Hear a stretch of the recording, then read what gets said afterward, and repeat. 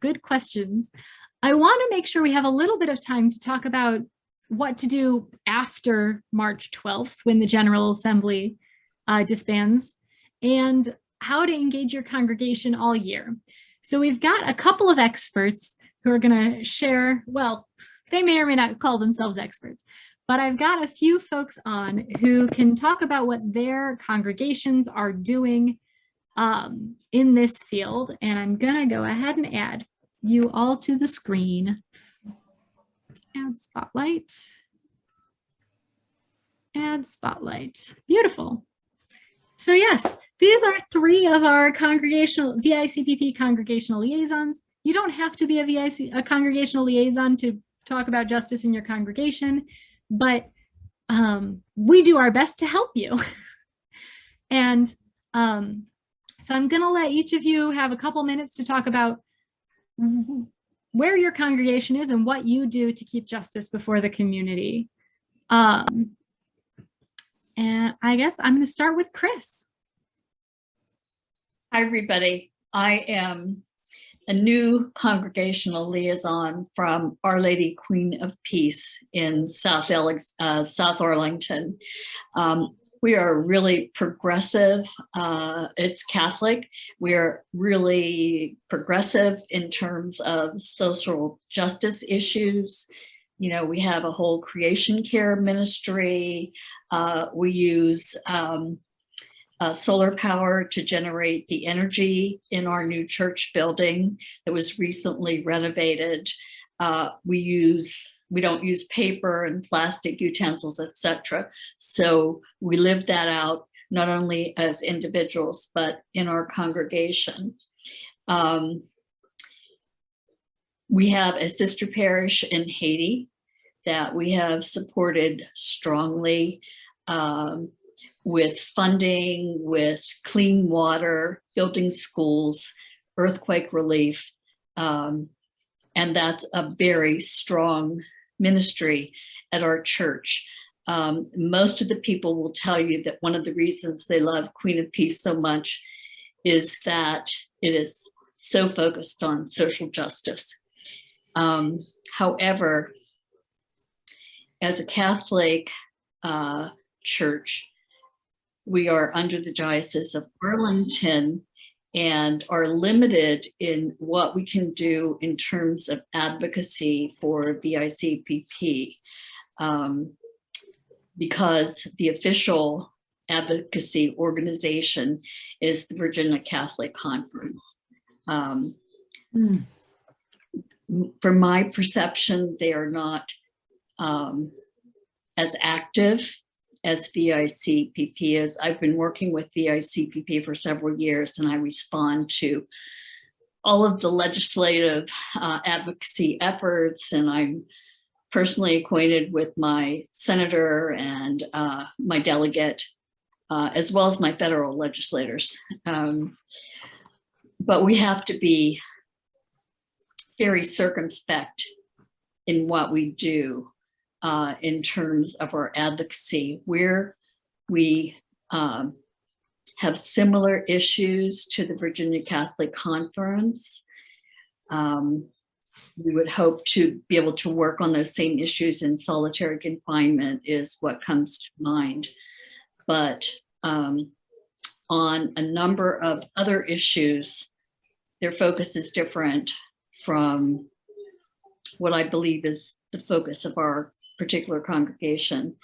So my goal is to try to encourage people to sign up for VICPP alerts as individuals, so that we can get more people who are active with the General Assembly and not have a public name on it necessarily.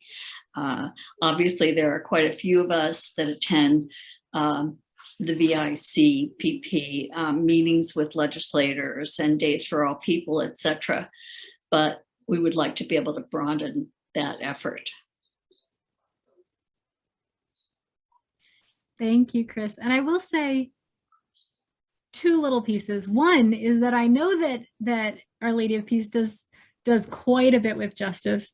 And with Catholics and with other organizations, I mean, Karen already mentioned that the Methodists work closely with VICPP as well, but have their own conference and advocacy kind of network, which some of you are here from. VICPP will never take on an issue that is divisive among the faith community. We will not weigh in on funding for private schools. Catholics have a lot of private schools. That could be, we believe in robust funding for public schools, but we're not going to weigh in on funding for private schools. Like, that is just outside our purview. VICPP is probably never going to weigh in on Virginia's new state rock, much as I liked that example. And Chris gave the example, the head of the Virginia Catholic Conference was testifying at the same committee hearings we were testifying at for solitary confinement and for the constitutional amendment. We try to make sure that our commitment is toward the marginalized and the least of these, which is common, I think, among all of our faith traditions. Now, whether that means the bishop will or won't speak at one of our gatherings is a different question, but we're trying to walk that line and make sure that it's possible. And as a liaison, you're not saying, my congregation is going to sign up and do literally everything the VICPP puts out. You're saying, I'm going to be the bridge. And that's exactly what you're doing, Chris. So thank you for that. I think I have Karen next on my agenda, but I'm happy if you want to rock, paper, scissors between the two of you. I'm happy to go ahead and go next. Lovely. It's great to hear what other congregations are doing. One of the things that Mount Olivet has been particularly strong on in the last couple of years has been educational efforts to try and get our congregants up to speed on the issues that we feel are important. And particularly of late, it's been creation care and it's been racial equity. And so a lot of bills that come before General Assembly are going to cover, there's going to be some intersection with those. We have folks that are really active in coming to General Assembly, attending either Days for All People or United Methodist Day at General Assembly. They meet with their legislators either in district or when they're at General Assembly. They've served as guides for our function. So we've had folks that have been pretty active, and we've had other folks that they get the action alerts and kind of follow along with those. And so they're aware of the situation and maybe they'll pass information on to others. Sometimes that's really the most important thing we can do, is to talk things up with our fellow congregants and say, this is something that's really important and here's why. For those of us who are Methodists, we have the social principles, and that's our guiding body of saying, here's what we as Methodists believe in. And when bills come up that either fit or run against the social principles, then we have that as guidance, and other faith traditions as well have their own guidance within their faith tradition as to how to act upon things. It's wonderful to work with the VICPP because of the fact that there's so much that they're able to do that we as individuals are not able to do. We can share resources. So it's handy when you can be a congregation that has a liaison with the VICPP. We're at a bit of an advantage as United Methodist Church in Virginia, and that the VICPP is our advocacy body. We've denoted that.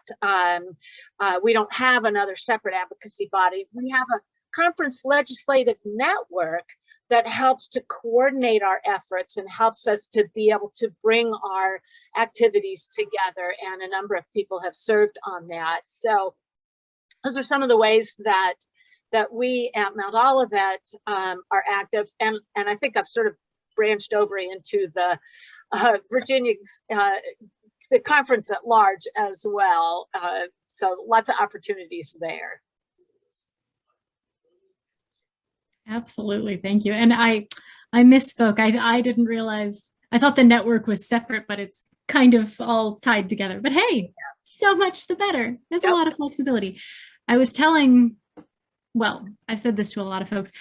Each congregation like imagines partnership in its own way. It looks different with every group. So yes. Mason, would you talk about UUFP?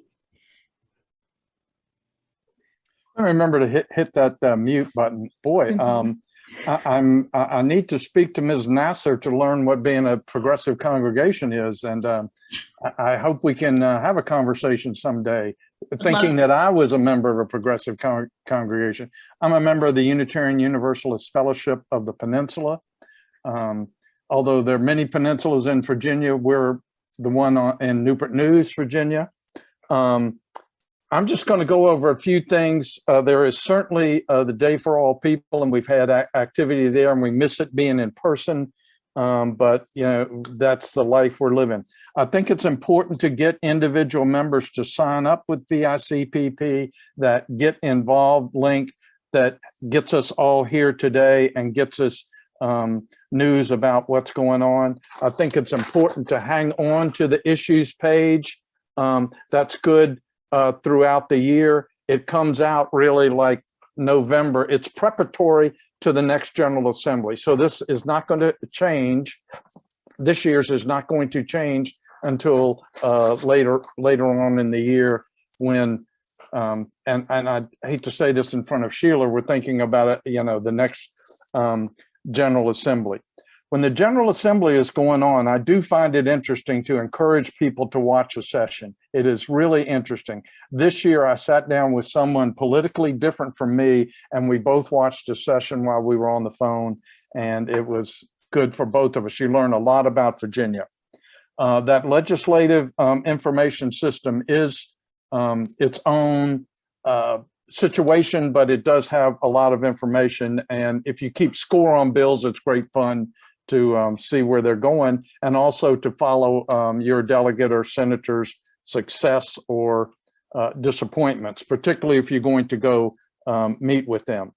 I also serve on the planning committee of the James River chapter of VICPP, and if you have a chapter you can be involved in, I would certainly recommend that.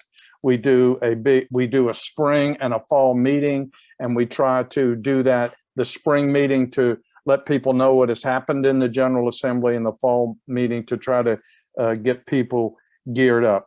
I hope you've heard about who's your legislator, which is a great way, which is the way to find out fully and completely who represents you. Recently, we've taken our congregation's directory and made a spreadsheet. So now we know who each person's representative are. And we're hoping to use this the same way VICPP does, so we can get constituents in front of legislators. The big issue that VICPP and the individual chapters are pushing this year is to meet all year long. As I'm sure you know, it's difficult to do that during the General Assembly, and you've heard instances of that today. But if you can have a conversation all year long, that's helpful.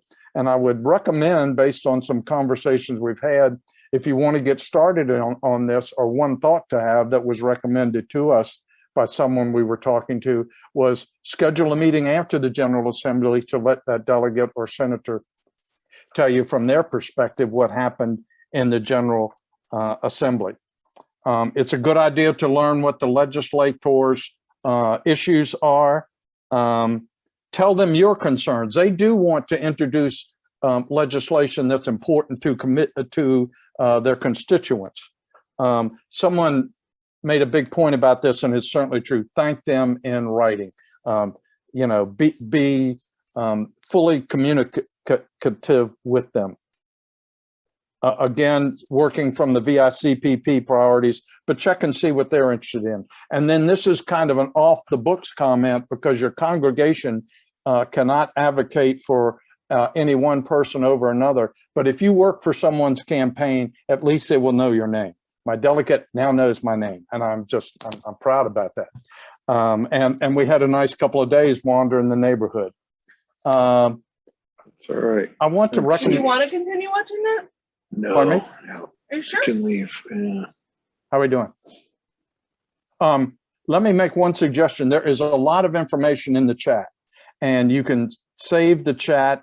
If you click on the chat in the middle of the bottom of the main screen, and then chat appears, and at the bottom, just to the right, there are 3 little dials next to the smiling face, and you can save the chat that way. Now, I can't tell you where it's going to be on your computer, but if you've got a recent button, you can find it, but there's a lot of great information there. So basically, we are working real hard to know who our members' representatives are, so we can encourage them when we have a meeting to attend a meeting. And Sheila and the other staff members here, you're doing a great job, and proud to be supportive of that effort and to be with everyone tonight.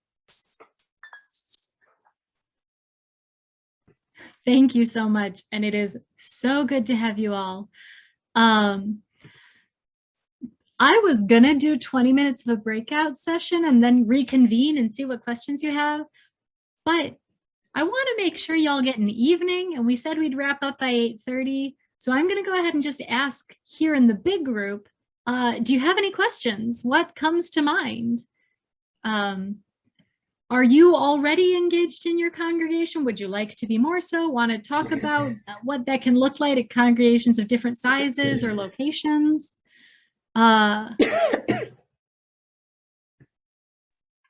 going to chime in real quick and just add, Mason said it, a couple other people have said, build a relationship with your legislators, get to know them, what they're interested in as people, and then some interesting experiences. One of the ones that I relish is sitting around the kitchen table for my senator and crafting a bill, which was a really unique experience. Talk about making sausage, but and we met several times and worked as a small group and crafted a bill with my senator, which I'll never forget. So, you know, it's great when you can have an opportunity to build relationships with them. Absolutely. Oh, I love that. Yeah. I see Kay Francis also asked, what kind of feedback would we want about conversations with legislators? So VICPP, all feedback is welcome.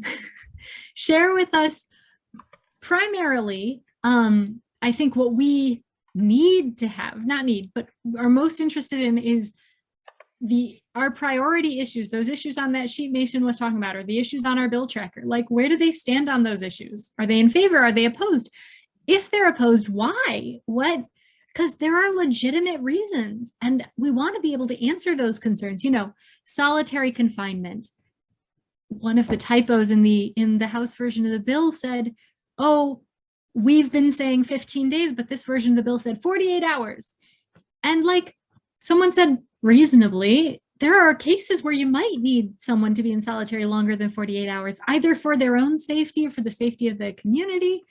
And we said, I mean, you're right. Like, we want to know those concerns so we can be prepared, so we can answer them, so we can adjust the bill if necessary. We want to make sure to have those conversations.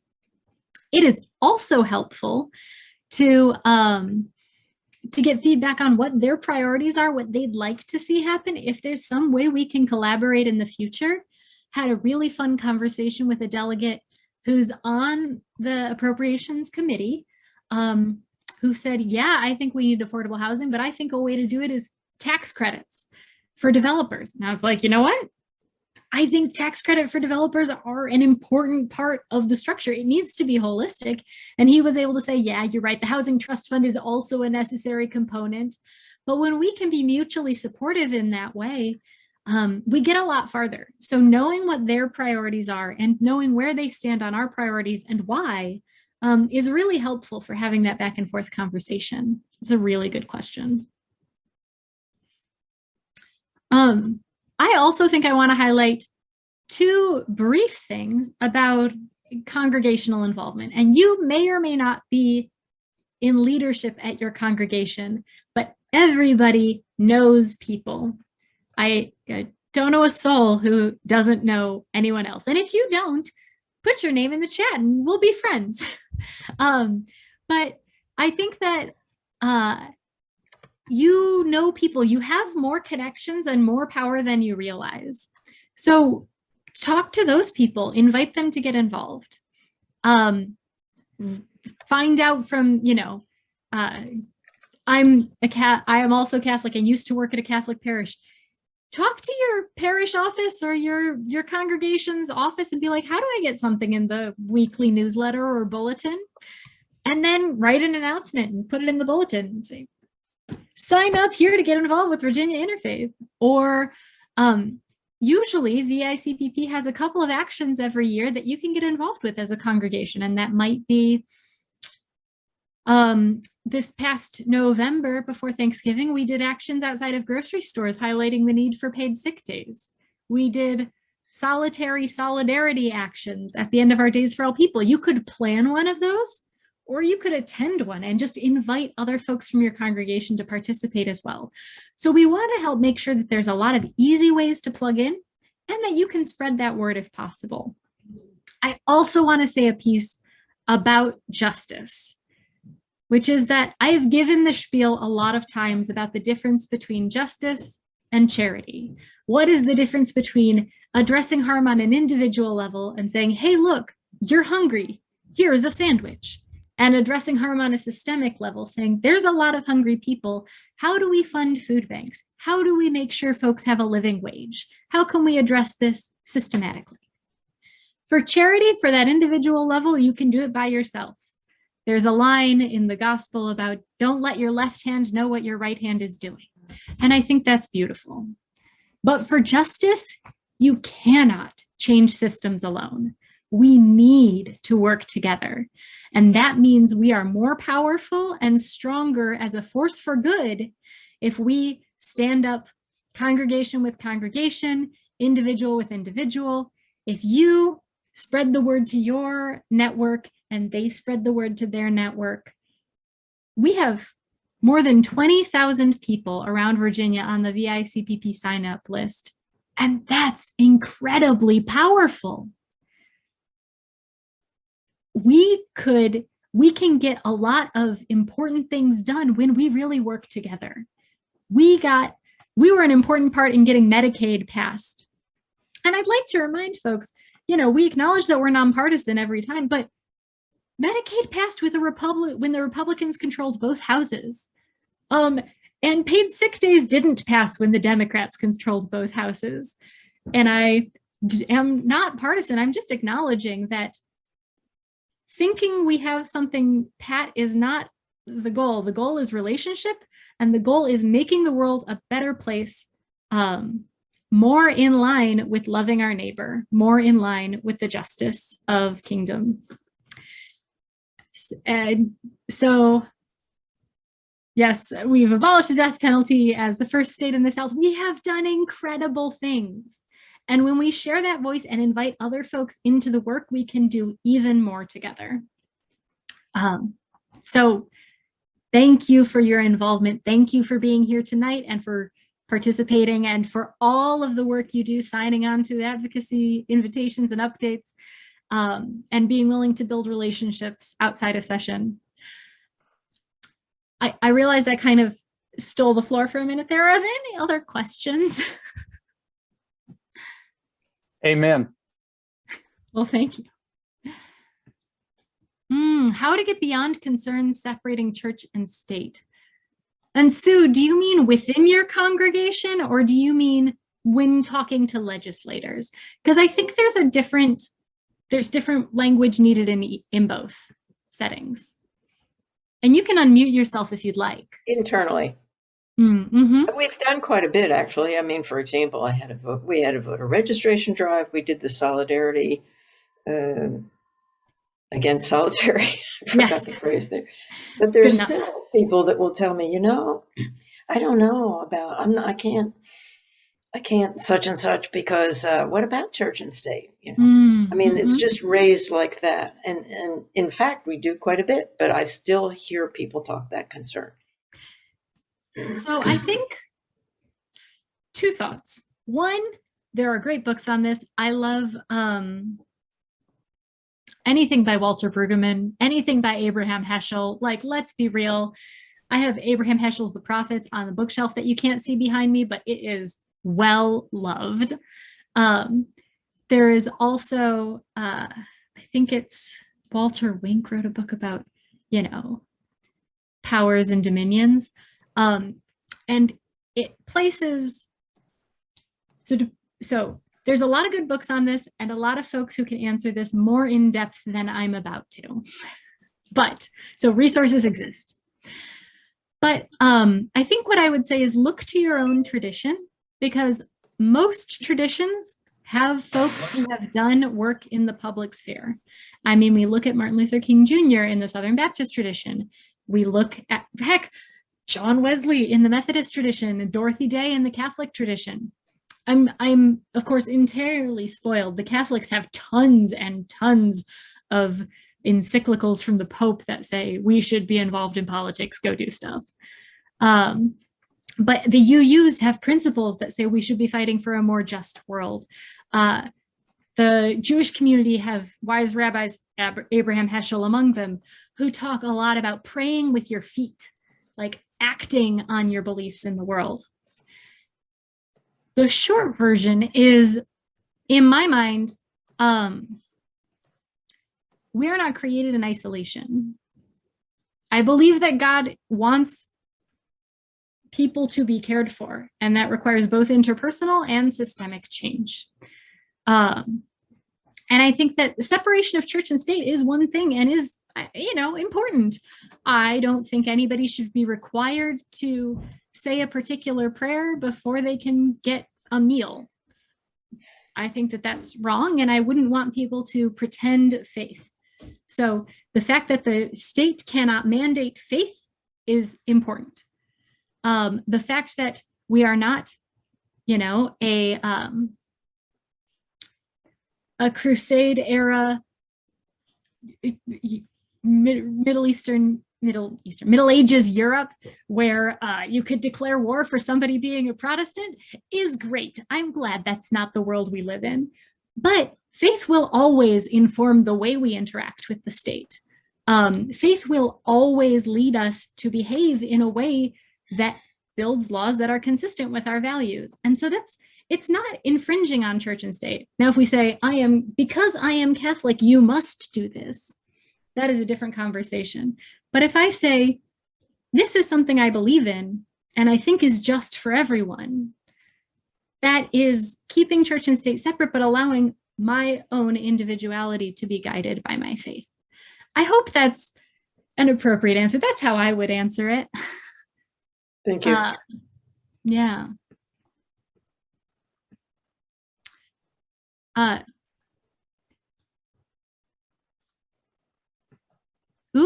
So concerned with Virginia taxes, there's some interesting stuff from the Quaker Palestine Israel Network and Virginia Coalition for Human Rights that Jim just put in the chat.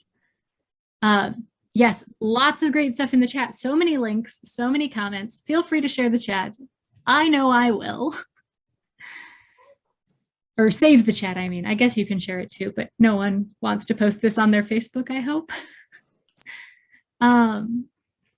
Any other questions? I'm gonna view more of you. All right. Well, again, I want to thank you all for this wonderful evening. I so appreciate your presence. I so appreciate the witnesses you already are and the actions you already take toward justice. And I would love to help if there's any way I can be supportive as we move forward. Katie, if you're still here, I'm going to put you on the spot because I only asked you for an opening prayer, but I'm going to see if you're willing to do a closing prayer as well. Oh, you're not still here. Well, I truly didn't ask anyone else. Is anyone feeling moved to lead a closing prayer? I'm gonna go all evangelical on you and let the Spirit move you. All right. Well, I will just go ahead and close us out then. Thank you all again so much. And I will be following up, but please, my email is in the chat. It's in the reminder emails y'all got. Feel free to reach out with any questions or any way I can be supportive. And I should put her email in the chat as well. So let us take a moment and place ourselves, as Katie said, in an attitude of reverence.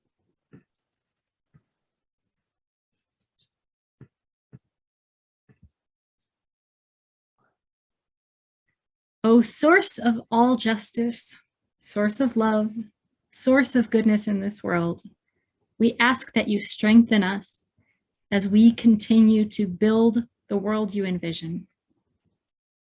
We ask that you give us humility when our answers are not the ones adopted, and strength to speak up when the answer is under debate.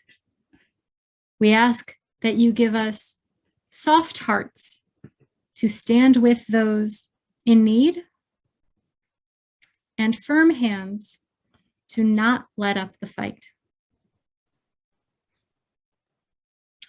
Leader of all, most true judge, we ask that you bring us to a better tomorrow and a community worthy of your name. All this we pray. Amen. Thank y'all. Have a good night.